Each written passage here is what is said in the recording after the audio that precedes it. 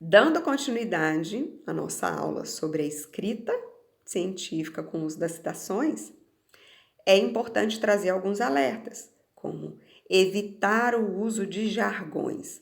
O que é jargão? É algo que é muito comum em determinada área científica e que é falado, é um conceito que está escondido por trás de uma palavra muito utilizada e que, de repente, para quem é de fora da área e vai ler, não consegue compreender. Então, se evita na maior parte do tempo o uso de jargões, tá?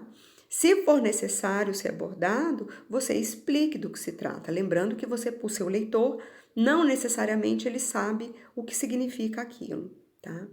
Essa outra alerta é extremamente importante para o aluno de direito, como eu já expliquei no vídeo anterior.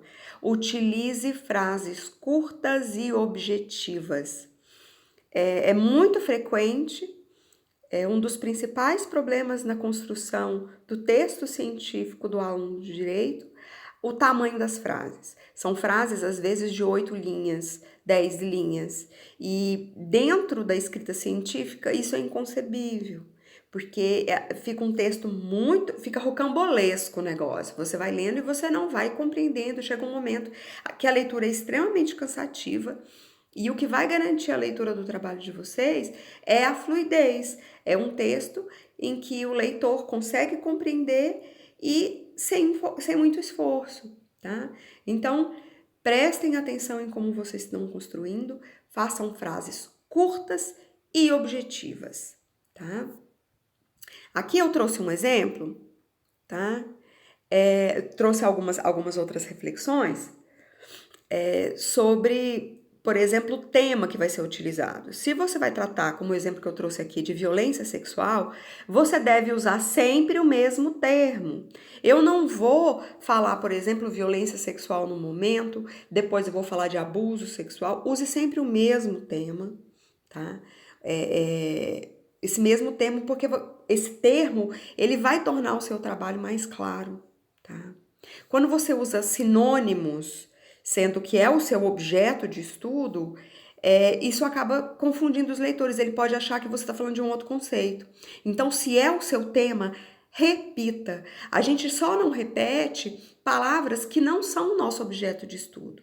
Então, se por exemplo, eu falar ocorrência, como está aqui, eu dizer ocorrência e trazer ocorrência, essa mesma palavra, 5 vezes num parágrafo, eu vou ter que procurar sinônimos para que aquela palavra não repita tanto.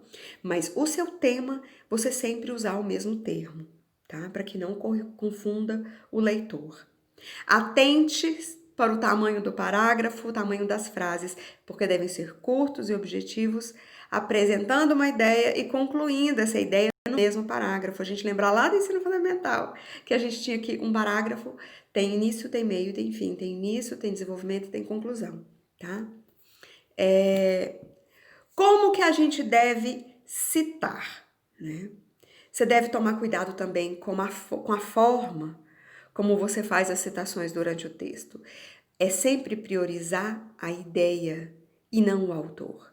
É também um erro muito comum no aluno de graduação, ele priorizar o autor. Ele traz a ênfase para o autor e a ideia do autor, a fala do autor fica em segundo plano. A construção do parágrafo do aluno acaba sendo nesse molde, tá? Então, a gente deve sempre priorizar a fala do autor, porque fica mais fácil você fazer uma costura e você trazer outro autores no mesmo parágrafo se compartilham daquela mesma ideia. Porque a gente está falando de ideias e não de autores.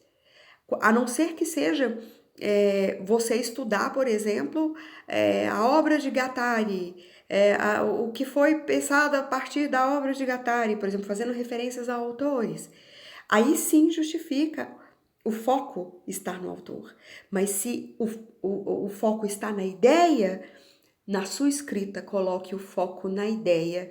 Fica mais fácil, mais fluido de você escrever sobre ideias que são parecidas com aquele autor ou que divergem daquele autor, quando o seu foco está na ideia e não no autor, tá? Isso fica mais fluido para vocês produzirem o texto de vocês. Então, o sobrenome dos autores, para vocês atentarem de como é isso, essa dica, o sobrenome do autor tá sempre entre parênteses, né? Como nas referências, as referências bibliográficas, né? Porque a ênfase vai estar no conteúdo. Então eu não vou dizer, Freud disse. Eu vou dizer, a partir da ideia dele, coloco Freud entre parênteses. Porque fica muito mais fácil de você fazer referências, de você fazer essa costura, tá bom? Dessa forma, o seu texto vai ficar mais atrativo, mais claro para o leitor. É óbvio, gente, que isso não é uma obrigatoriedade, que você tem que trazer isso em todos os seus parágrafos. Tem momentos em que você tem que fazer referência, sim, ao autor, e quando você tiver que fazer referência ao autor, faça. Mas não é ser esse único padrão. É você saber que usando esse recurso de você falar sobre a ideia em vez de falar do autor, é mais fluido a construção do texto, tá bom? Então, em vez de ler o sobrenome dos autores no corpo do texto, o leitor prefere saber o que o autor tem a dizer sobre aquele conteúdo. Ele quer saber, na verdade, sobre o conteúdo, não os autores, tá? Coloque o sobrenome no final da frase, entre parênteses, como vocês aprenderam já em citação, tá? Eu trouxe aqui um exemplo, tá? Dessa diferença, de quando a ênfase está nos autores e não no conteúdo, tá? Olha esse primeiro.